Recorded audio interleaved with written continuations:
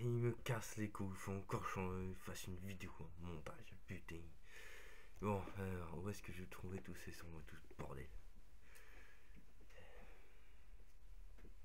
Avec ça devrait aller mieux. Avec ceci. Hey, amigos, hey, oh, calmos, l'ami. Je suis pas là pour t'agresser. Ah, tu me le connais forcément. Non, je ne vois pas qui vous êtes. Il a encore oublié de parler de moi. Il m'a jeté aux oubliettes et m'a annihilé carrément de cette telle. Je suis l'associé de ton ami et surtout maître Mr. Gold. Je suis Goldocache. Et je viens te proposer un deal. Je pense que la chaîne a une très bonne chaîne, mais un très mauvais présentateur. Tu devrais être au pouvoir des commandes de la chaîne elle-même. Faisons une mutinerie, et à nous deux, Mr. Gold, il pourra aller se faire le voile chez les Chulos. Qu'en dis-tu? J'accepte, volontiers. Bien, nous peaufinerons les plans bientôt.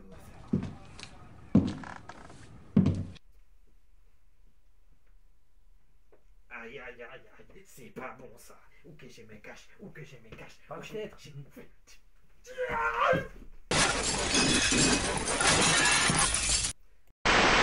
Il est complètement taré celui-là. C'est pas possible. Ouais, pas de soucis. Putain, t'es là, toi, t'as pas fini le montage? Non, mec. Bouge-toi un peu, c'est quoi le bruit que j'ai entendu? On avait l'impression qu'on éclatait une bouteille. Ah, j'ai pas que ça à foutre, gros, toi, on a une encyclopédie à faire. Oui, mais. Putain. Ouais, qu'est-ce qu'il y a? Vous avez eu le colis? Génial. Faites-lui un passage en enfer et après un passage à tabac.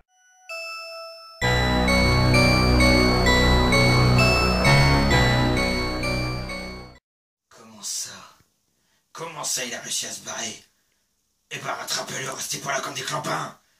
Et chopez sa copine aussi. On va pas se faire avoir par un braqueur amateur. Merde! Putain. Bonjour, chers amis. Désolé, quelques menus désagréments avec un ennemi de longue date. Aujourd'hui, dans notre cher encyclopégore, nous allons parler d'un des plus grands croque-mitaines de tous les temps. Je veux bien sûr parler de Freddy Krueger. Un ami à moi. Il faut savoir que notre cher ami Freddy Krueger a vu le jour grâce à Wes Craven, le papa notamment de Scream pour les jeunes, et La colline des yeux ou la dernière maison sur la gauche pour les vieux. Et il est apparu le 9 novembre 1984 pour hanter vos esprits. Donc pareil, une saga très cultissime avec Halloween et Vendredi 13. Saga comptant pas moins de 9 épisodes. Donc comme vous pouvez voir, vous avez les 7 premiers dans ce très beau coffret que je vous conseille, où il y a d'ailleurs en bonus le cauchemar. Ce qu'ils appellent les cauchemars, c'est les scènes cultes.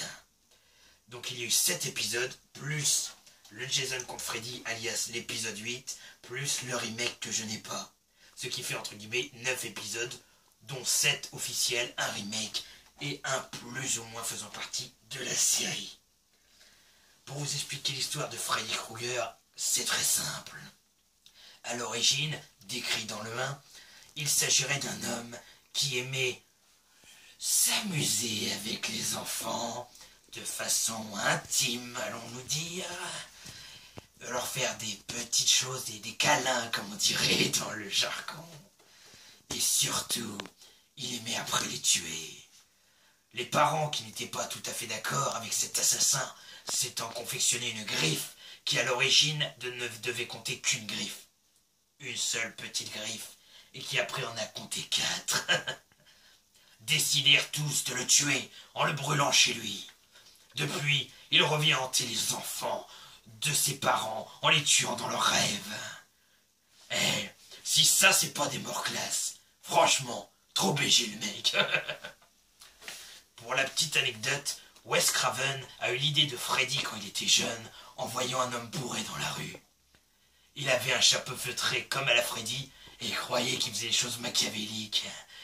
Après l'âge, il a juste vu que c'était un ivrogne. Il s'est donc inspiré des griffes, du côté cramé, et nous a fait un personnage délirant. D'ailleurs, encore meilleure anecdote, le réalisateur des maquillages pour Freddy Savez-vous comment il a fait sa tête de grand brûlé? Vous allez me dire... Ah, mais il a cherché dans des livres de Grand Brûlé les images les plus trash pour faire ce pauvre spectacle. Eh ben pas du tout. Il a tout simplement fait ce que tout le monde fait de normal. Il a commandé une pizza. Il a ouvert la pizza qu'il a bouffée. Il s'est amusé avec le fromage de sa pizza. Et vous savez quoi? Eh ben ça lui a donné l'idée de faire le visage de Freddy. Freddy, en gros, c'est un morceau de fromage fondu avec de la viande. Je ne plaisante pas. Voilà pour l'anecdote complètement conne. Donc, dans les 7 épisodes, le premier étant fait par Wes Craven, le deuxième, le 7e également, avec pas moins de 7 réalisateurs, dont pour le 5e, Stephen Hopkins, la saga a largement profité d'un essor qui la rend comme deuxième franchise la plus rentable au monde. Derrière, je ne sais pas quoi, je sais juste qu'elle a fait 455 millions de pourcentage de bénéfices. À savoir que la première a été faite avec 1 million, le premier film avec 1,1 million, qui est très très peu, en a empoché 20 millions, après ils ont gagné à peu près 20 millions jusqu'au 5e, qui malheureusement le 5e s'est cassé la gueule, le 6e également, et le 7e on va dire a un peu sauvé les décombres. Du coup, l'histoire de Freddy dans le premier était assez sympa, des acteurs fort sympathiques, la première du célébrissime Johnny Depp au niveau film, au niveau de TV, il avait déjà été dans certaines séries, mais jamais dans un film. Là, il faisait sa première apparition, a été tellement glamour. Je t'aime, Johnny. Toujours dans mon cœur, bébé. Et donc, on a pu voir quelques acteurs sympathiques, dont Robert Englund, le Freddy qui déjà joué dans les 8 premiers volets, y compris Jason contre Freddy. C'est juste dans le remake qu'il n'était pas là. Et qui a joué dans plein d'autres films, dans 2001 Maniac, il a joué dans Wishmaster 1, il a joué également dans, j'ai acheté récemment, La Danse des Morts. Donc pareil, un très bon film que je n'ai pas encore vu mais qui paraît très bon, donc je vous en parlerai plus. Et donc, oui, vous voyez sa face de cake là. C'est la même face de cake là. Et quand je vous dis qu'il n'a pas de chance dans ses rôles, il a toujours une face de cake. Et donc notre cher Robert Englund incarne un Freddy qui, en plus d'être un grand assassin, a un humour vachement noir. Dans le 2e épisode, on suit un garçon et on ne comprend pas pourquoi Freddy n'apparaît plus en rêve, mais en vrai. Il prend possession du corps du gamin et va réussir à tuer les gens à travers lui. On perd tout le côté crédible du fait qu'on ne le voit qu'en rêve, et ça c'est vraiment très dommage. En plus, je peux vous dire un truc. Le journal qui l'a critiqué positivement, c'était quoi? Les journaux gays. Parce que il y avait des scènes avec du cuir, on fouettait des gens sous la douche, et on voyait des garçons à poil avec un acteur héros qui était à moitié féminin. Là, niveau crédibilité, vous en prenez un gros coup dans la gueule. Moi, j'aurais été honteux de voir ça. Le 3e épisode, donc pareil, s'intitulant Les griffes du cauchemar. Donc pareil, très bon épisode. Celui-là, ils avaient misé sur le fait que pas une seule personne voyait Freddy, mais plusieurs. Et qui seraient donc plusieurs dans un hôpital psychiatrique à essayer de le combattre. Épisode fort intéressant, avec comme toujours des morts assez burlesques, comme par exemple Freddy qui apparaît dans une télé et qui encastre littéralement la personne de la télé. Épique. Et pareil avec des marionnettes, Freddy qui prend le gars de tous les côtés tel une marionnette et qui va l'obliger à se suicider en sautant. C'était vraiment un très bon épisode, très sympathique. Le 4 qui n'était pas mal non plus d'ailleurs, à savoir le cauchemar de Freddy. Alors avec des morts pareil tout aussi épiques dirions-nous.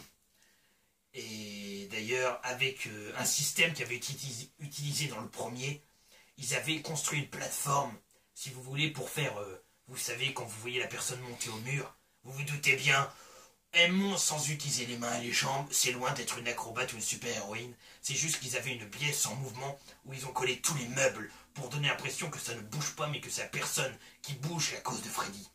D'ailleurs, c'était très très bien fait. Le 4e était le dernier de la quadrilogie des très bons Freddy. Après, on a eu malheureusement, tragiquement, l'enfant du cauchemar, que moi j'ai trouvé très bon, mais qui a été très mal vu. Le bon côté, c'est qu'on en apprenait beaucoup plus sur Freddy. Dans celui-là, on apprend que c'est un enfant d'une nonne qui a été violée par pas moins de 100 dégénérés. Ça va paraître louche, mais je prenais l'arrière. Et ouais, j'ai eu un petit rôle. Je voulais pas qu'on me voie, on m'aurait censuré toutes mes vidéos. Du coup, on apprend qu'il a aimé souffrir. Il était insulté par les enfants et après, il aimait souffrir à mort. Et il en a tué sa bonne femme. Et il en était fier en plus. Et dans celui-là, il y avait beaucoup de scènes où une petite anecdote assez sympa, où les portes et les fenêtres étaient ce qu'on appelait des portes ou des fenêtres sucre. C'est-à-dire que pour que elles se fassent briser par les acteurs, elles étaient composées de sucre, ce qui ne fait pas effectivement moins mal ou pas mal du tout. Malheureusement, il faisait chaud, les caméramans étaient torse nus. La preuve, pas besoin de filmer Freddy pour avoir une vision d'horreur, suffisait de regarder ceux qui filmaient le film. Et malheureusement, à la fin, quand ils ont fini la scène, il y avait 5 cm de sucre fondu. Autant dire que vous avez le pas lourd quand vous marchez dedans. C'est comme si vous marchiez sur du bitume frais. C'est pas très agréable.